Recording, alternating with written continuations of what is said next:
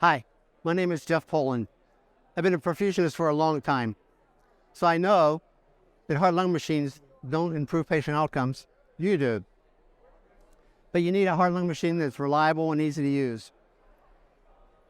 Let me introduce you to the Century heart-lung machine. Please come by and check out the Century perfusion system. The Century's been around for quite a while, and we have a new design. The Century roller pump is the only independent roller pump that you can plug into any outlet and use it anywhere you want. Has a stockered roller head, which is the gold standard. I mean, it's been on 7 heart-lung machines, approved by the FDA. And it's earned the nickname, slow down. Oh, roll back and leave it. Sorry, keep going. So the Century pump has earned the nickname as the workhorse pump. That's mostly because it lasts for a long time and it's always there for you. I've got stories of it falling off in trucks and still working. But that's why we put a 4-year warranty on the new Century perfusion system. We're that confident in our system and how long it's going to last. The new base, the new Century base has a huge battery and it'll run a 5-pump system for 2 hours. We have a new color touchscreen. It's so easy to use, you can teach yourself how to use it. We've actually put 74 perfusionists in front of it and not told them anything except that it's a touchscreen, and they learned how to use it in 6 minutes by themselves. The Century roller pump, the only independent roller pump for perfusionists on the market. You can plug it in to any wall socket and use it however you like. The Century pump has earned the nickname the workhorse pump by perfusionists around the world.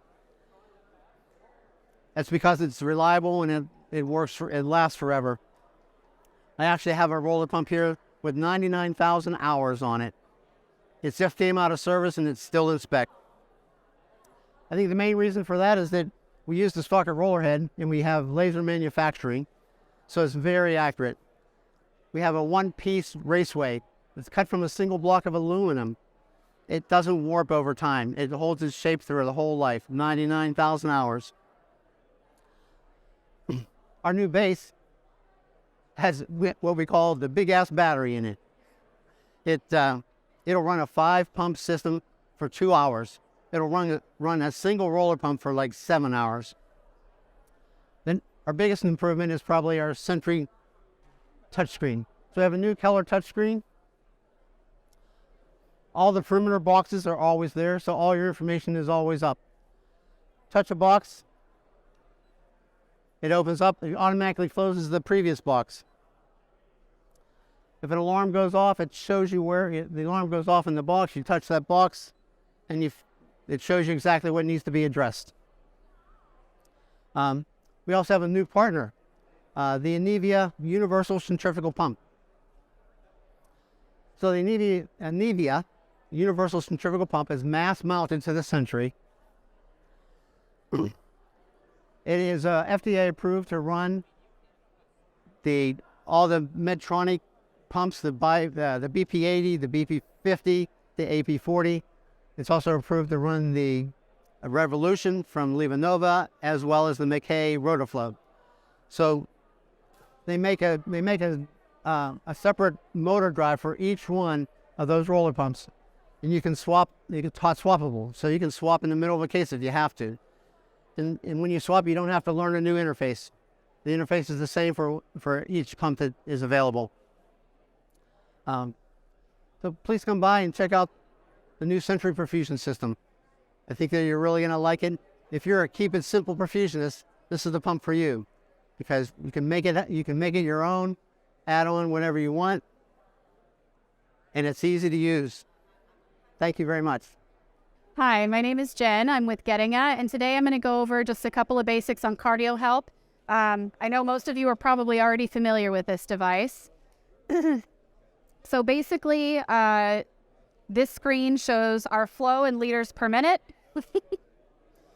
and our RPMs up here on the top of the screen. Regardless of what tab I choose at the bottom, I'm always going to have my flow and RPMs on the top of the screen here. So I'm going to come back to that second tab. Just below our flow, we've got our venous pressure. So that's going to be our only negative pressure on this pump, and that's where we're pulling the blood from the patient. Our happy place is -75. If you go more negative than that, we're worried about hemolysis and potential cavitation of air. So it's good to keep an eye on that.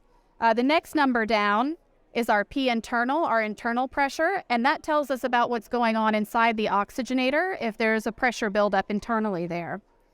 Directly underneath that is our delta P. We have a saying, if your delta P doubles, you might be in trouble. And so again, that's talking about a resistance building up inside our oxygenator. If you take the internal pressure and subtract your arterial pressure, you're going to have your delta P there. Over here on this side, we've got our arterial blood temp of the blood that's going back to the patient. And then right below that, we've got a real live SVO2 reading. The next tab over right here is our blood parameters screen. So right underneath our flow and RPMs, we've got venous blood temp and arterial blood temp. So if you're using a heater cooler device, you can see if you are adequately controlling the temperature of your blood. Below that, we've got hemoglobin, hematocrit, and SVO2. That comes from our venous probe. It also gives you the venous blood temperature as well.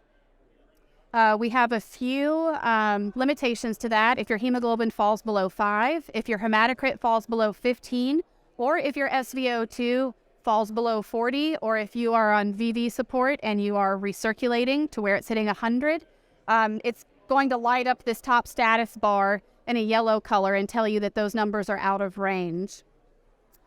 The next tab over looks like a little ambulance. That's our transport screen. So it's basically flow, RPMs, venous pressure, and SVO2.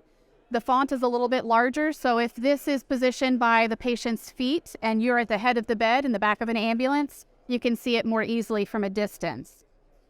The next tab over looks like a little chain link, and that is our intervention screen. That is the only screen where you can access the venous and arterial bubble detectors. And that's where you can go to clear those if those have been triggered. And last but not least, on the bottom here, we've got a timer screen. It's got 3 count up and 1 count down timer. To use those, you can just tap them to activate. You can tap it again to stop it. And to clear it, you hold it down until it zeroes out. Beyond that, I did want to call attention to this flyer over here. There's a QR code on there. Our website is gettinga.training. So feel free to log on there. Obviously, we make the Cardio Help. We also make Cardio Save, our balloon pump.